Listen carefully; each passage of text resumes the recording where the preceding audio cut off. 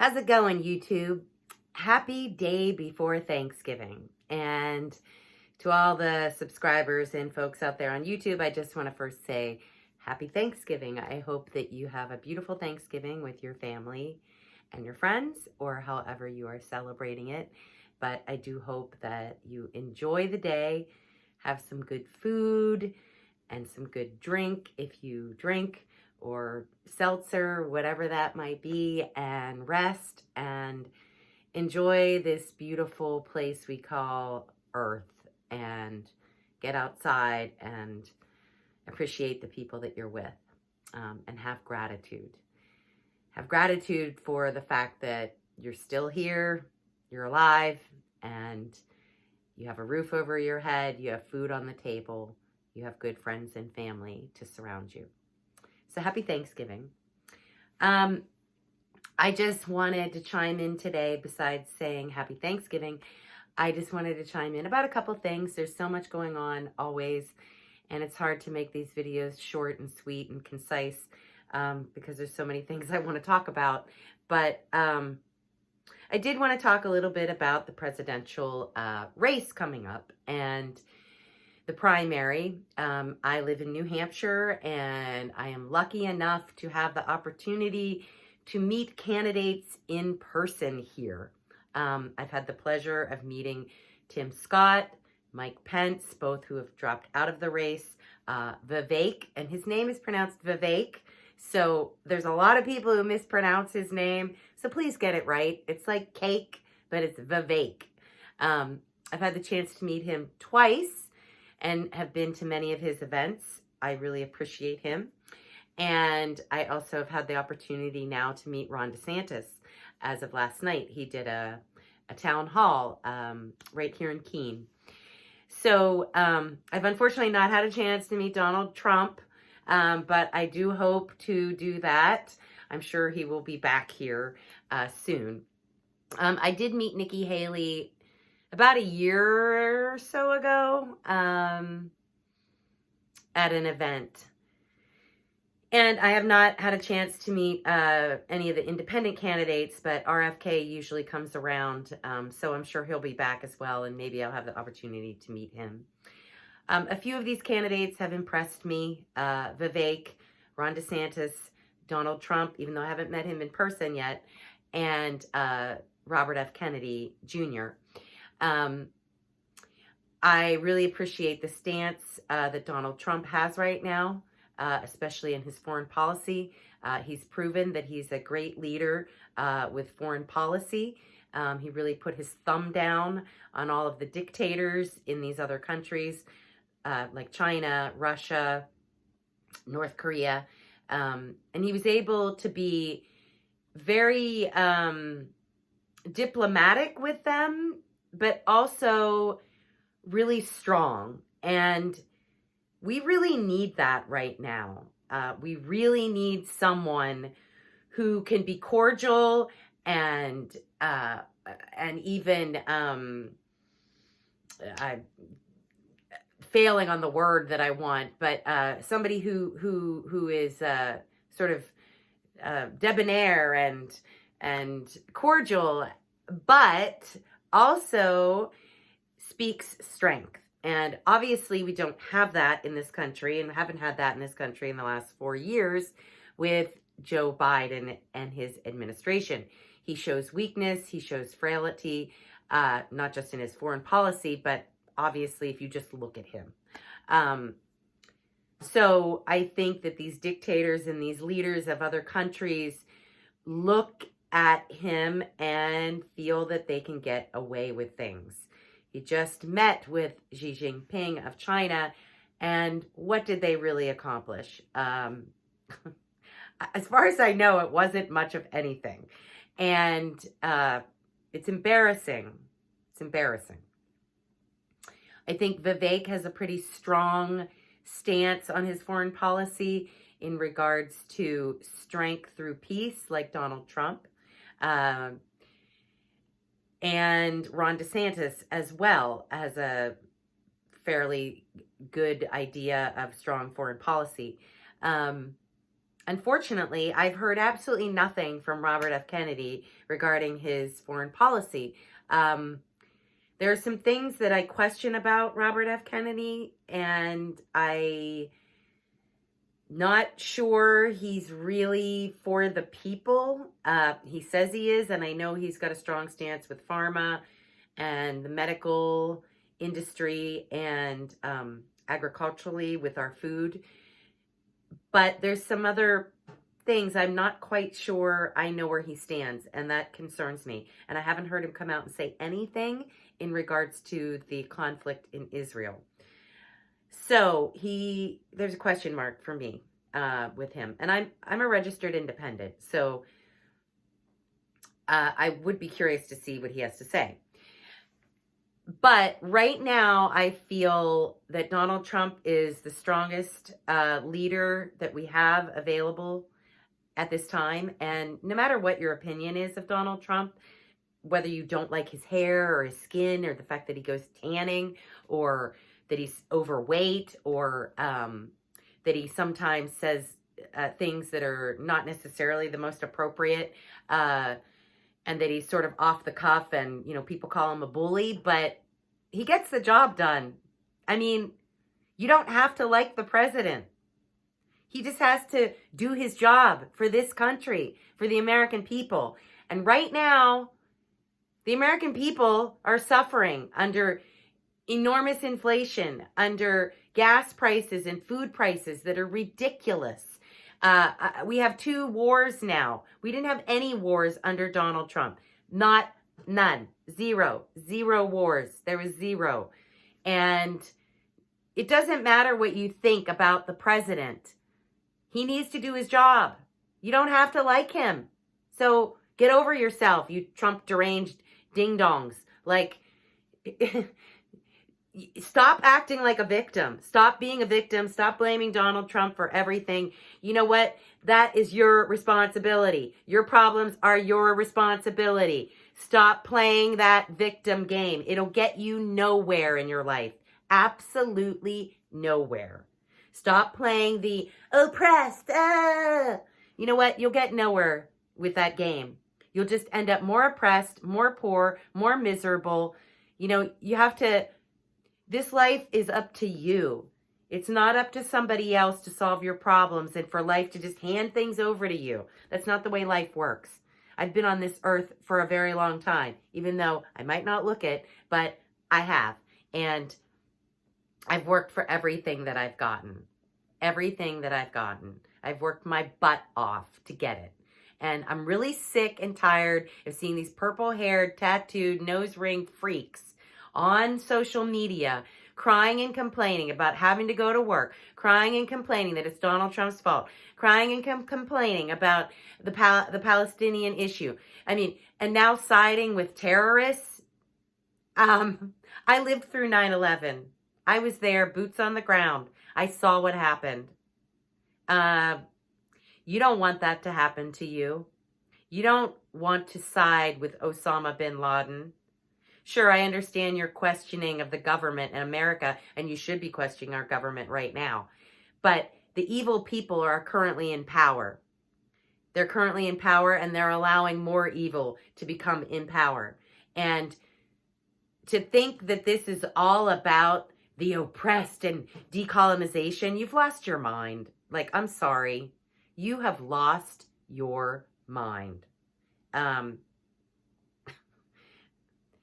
That's my opinion, but to claim all of this is the fault of white people. Do you realize that slavery started in Africa with blacks on blacks? Well, it didn't start there. It actually started before that. You know, down in Mexico, the Mayans, the Incas, the Aztecs, they all had slaves. And they were brown and black colored people. And probably some white people. And you know, they sacrificed those people. You need to do your job and look at the real history, not the bullshit that the left wants you to believe. Those are lies. Lies, lies, lies. and you're gonna keep living in a lie for the rest of your life, you're gonna be miserable. So wake up. Okay, now, on top of all of that, I'm not even going to talk to you about the letter to America because I just find that disgusting and I have no intention of reading it. If you want to really understand the letter to America, you should look at Ben Shapiro, Matt Walsh of the Daily Wire, Michael Knowles of the Daily Wire. I'm sure that those who are leftists will do that, but I suggest you look at that. I also suggest you look at the podcast We the People Convention with Tom Zawistowski. Also, do some research and look at like some of the Navy SEALs, the Sean Ryan show. There's other people to listen to out there. Tim Kennedy was just on Joe Rogan and talked about his experiences in Israel, in Ukraine, on the border. I suggest you do some other looking around. Okay, now, I don't know if you're aware, but there was just a terrorist attack, or we'll say it's probably a terrorist attack. An explosion went off in a vehicle on the border of Canada and New York, Canada, United States, at the Rainbow Bridge. The details are still unfolding, but now the FBI terror group, or whatever they're called, commission, has been alerted to the fact that there may be more incidences. So you should be awake and vigilant. We'll see how this unfolds, but there were many explosives in the vehicle. Also, you probably didn't hear about this, but there was a terrorist attack in Austin, Texas. A resident of Austin, Texas, he was a Muslim, he was on the terrorist watch list, and he took 2 hostages, and he killed a SWAT police officer. I'm trying to find my notes of his name. And of course, right now, his name was Ahmed Mohammed Nasser. And he was a resident of South Austin, Texas. And if you want to know more about this incident, I suggest you go to the We the People podcast, We the People Convention. He's on Twitter. He has his own website, Tom Zawistowski, and could tell you a lot more about this. But this man was on the terrorist watch list. And I guess he went into this home, stabbed a victim. I believe it may be his mother that he stabbed, and somebody else. And then he had bomb-making materials in his vehicle. And I know this probably was not on the legacy media. So you should do your due diligence, and look it up. Anyway, I am sure there's probably going to be more of these attacks in the United States, and it's unfortunate because we have a bunch of people now that have entered this country through our open borders, thanks to Joe Biden and Mayorkas and the Biden administration, that have entered into this country. I actually have the numbers somewhere of how many are from Middle Eastern countries. And we have no idea where these people are because a lot of them are catch and release. A lot of them have just been released. They've been given money and debit cards and whatnot. And unfortunately, I have a feeling this trend is going to continue, especially through the holidays and through the Super Bowl and at big events. So I would suggest that you don't go to large events if possible, because you may be asking for trouble. Or go locked with a gun and loaded with a couple rounds of ammunition. And hopefully you've practiced and you're a good shooter. So I am disturbed by all of the white hatred, which, any racism is racism. Reverse racism is still racism. And there's a lot of white hate out there right now, and blame. And I think you need to understand that other countries don't think like we do. Countries in the Middle East, like Iran and Afghanistan, and places where there are terror cells. To think that they think like we do is just being naive. I understand you want to have sympathy for people who, in your viewpoint, are oppressed. But a lot of the people in Gaza and the Palestinian people have accepted Hamas and have accepted that way of living and hate the United States, hate Western civilization, hate white people, hate the Israelites, hate the Jewish people. And I think you need to wake up to the fact that we can't just be nice to these people.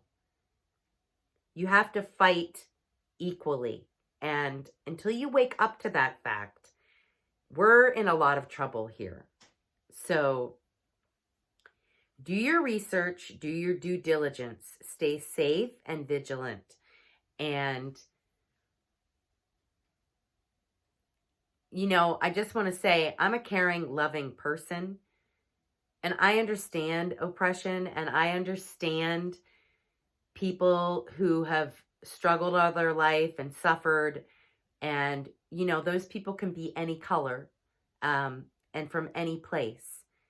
And to just make an assumption that all white people are oppressors and that all white people want to oppress other people is a lie, okay? And it's not true. And, you know, terrorists are terrorists. So they wish for death. I think do a little more research before you just jump on a bandwagon and, you know, cry from the river to the sea all around. I'm not saying that other countries don't take part in these things, like Israel. I'm not saying they're a perfect country. We obviously know they're not. They were divided, kind of like our country is right now, between the left and the right, and their diversity, equity, and inclusivity policies, which are destroying everything. Destroying this country, the United States, destroying Israel, destroying the world right now, because everyone wants to just jump on this thing about oppressed and oppressor and decolonization and all this craziness. And we need to start thinking more critically and get our heads on straight. Okay, that's my little YouTube message today, friends. And again, have a great Thanksgiving, and take care of yourselves out there. And, you know, from my family to yours, have a beautiful Thanksgiving. And I have much gratitude for you and for the world and for everything that I have. I'm very gracious, and I say thank you. God bless. Godspeed, as Matt Walsh would say. And if you like this video, please subscribe and share it with others. Thank you so much.